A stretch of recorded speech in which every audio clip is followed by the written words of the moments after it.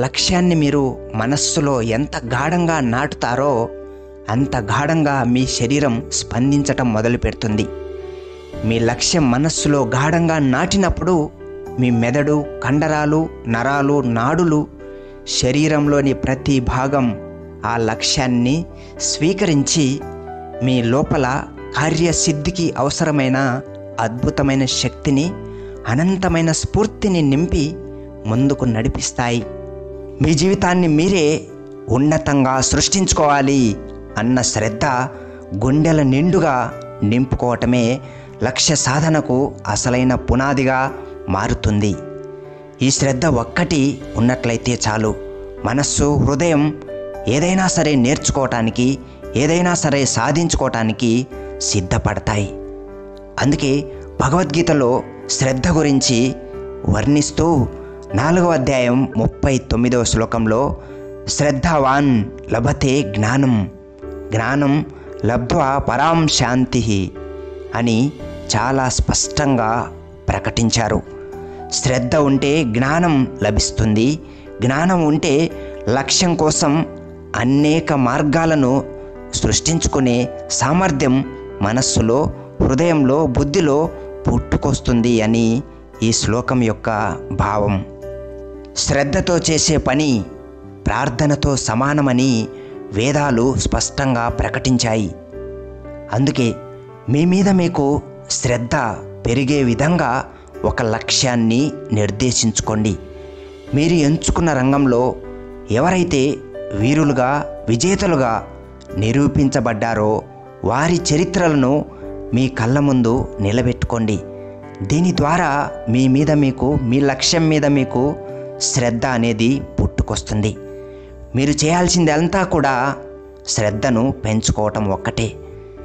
ఏ లక్ష్యం లేకపోయినా సరే మీ శక్తులను పెంచుకోవాలి అని ఒక్క శ్రద్ధని హృదయంలో నింపుకుంటే ప్రతి పనిలో ఏదో ఒక లక్ష్యం అనేది కల్పించబడుతుంది. మీ వ్యక్తిత్వం మీద, మీ ఎదుగుదల మీద, మీ యొక్క ఉన్నతి మీద మీరు శ్రద్ధ చూపటం మొదలుపెట్టిన తర్వాత మీకు తెలియకుండానే ప్రతిరోజు మీ లోపల కొత్తదనం అనేది పుట్టుకొస్తూ ఉంటుంది. ఒక లక్ష్యాన్ని చేరుకోవాలి అనే శ్రద్ధ, మీ శక్తిని ప్రదర్శించుకోవాలి అనే శ్రద్ధ, మీ జీవితాన్ని నిలబెట్టుకోవాలి అనే శ్రద్ధ, ఇవి గనక ఉన్నట్లయితే మీ దృష్టి ఇక అటు ఇటు వెళ్ళలేదు. లోకం ఏమనుకున్నా సరే, లోకులు ఏమి మాట్లాడినా సరే మిమ్మల్ని మీరు నిరూపించుకోవాలి అనే తపనలో హృదయం లీనమైపోతుంది. మీ మీద మీరు చూపించుకునేటటువంటి శ్రద్ధ ముందు ఆ విమర్శలు, బలహీనతలు అన్నీ కూడా తుడిచిపెట్టుకొని పోవాల్సిందే. ఎందుకంటే శ్రద్ధ అనేది మీ శక్తిని మీకు గుర్తు చేస్తూ ఉంటుంది. మీ భవిష్యత్తుని మీకు కళ్ళ ముందు దర్శింపచేస్తూ ఉంటుంది. మీ బలాన్ని పెంచుకునే మార్గాలను చూపిస్తూ ఉంటుంది. కాబట్టి మొట్టమొదటగా మీకోసం మీరు బ్రతకాలని, మీ జీవితాన్ని మీరు నిలబెట్టుకోవాలి అని ఖచ్చితంగా గుండె నిండా శ్రద్ధను నింపుకోండి. ఇలాంటి భావాలను గాఢంగా మనస్సులో, హృదయంలో నింపుకొని రాత్రింబవళ్ళు మీ బలాన్ని మాత్రమే మీరు స్మరిస్తూ ఉన్నట్లయితే ఇక అన్ని రకాల పరిస్థితులు తప్పకుండా మట్టి కొట్టుకొని పోయే విధంగా మీలో నుంచి సమర్థతలు పుట్టుకొస్తూ ఉంటాయి. మొట్టమొదటగా మీ ఆలోచనలు మరియు మీ భావాలు మాత్రమే మీ లోపల శక్తిని పెంచటానికి కానీ తగ్గించటానికి కానీ కారణమవుతాయి అనే మూల సూత్రాన్ని గట్టిగా నమ్ముకోవాలి. మీ ఆలోచనల మీద, మీ భావాల మీద శ్రద్ధ చూపినట్లయితే శక్తిని పెంచుకోవటానికి శ్రద్ధను చూపించగలుగుతారు.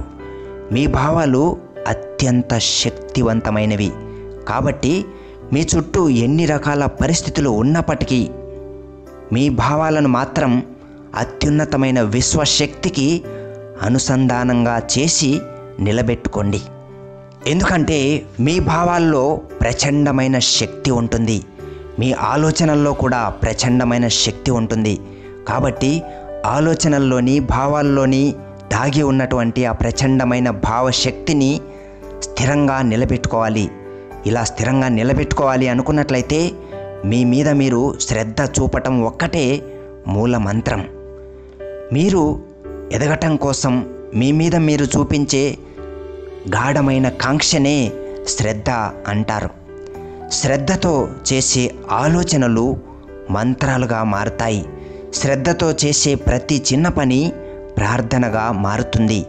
శ్రద్ధతో వేసే ప్రతి అడుగు ఆత్మగౌరవాన్ని, ఆత్మవిశ్వాసాన్ని, ఆత్మబలాన్ని కూడా పెంచుతుంది అని శాస్త్రాల్లో వర్ణించారు.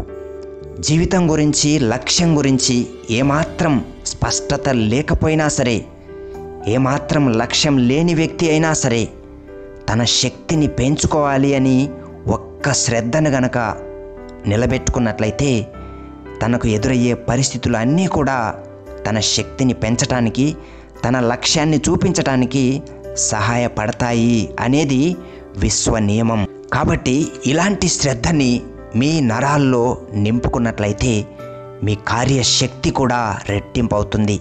ఎందుకంటే మనస్సులో ఆలోచన శక్తి, హృదయంలో ఉండే భావశక్తి, ఇవి రెండిటికి శ్రద్ధ అనేది జతకూడినప్పుడు శరీరంలో కార్యశక్తి జనిస్తూ ఉంటుంది.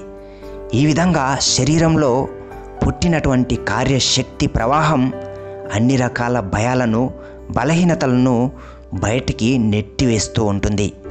యద్భావం తద్భవతి అనే కార్యసిద్ధి మంత్రం వెనుక ఉన్న అసలైన సూత్రం ఇదే.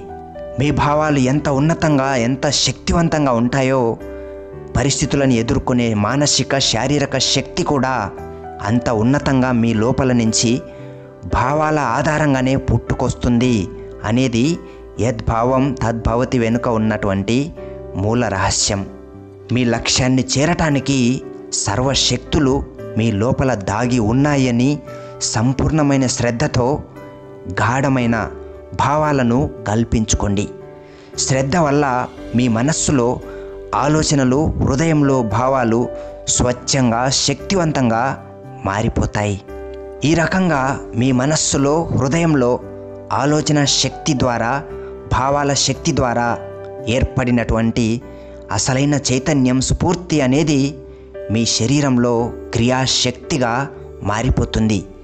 మనస్సులోని ఆలోచన శక్తి తరంగాలు, హృదయంలోని భావన శక్తి తరంగాలు, ఇవి రెండు క్రియాశక్తిని సృష్టించి మీ శరీరంలో నరాల్లో, నాడుల్లో, కండరాల్లో, ఎముకల్లో క్రియాశక్తిని జ్వలింపజేసి ధైర్యంగా, ఉత్సాహంగా విజయ తీరాలకు చేరుస్తాయి.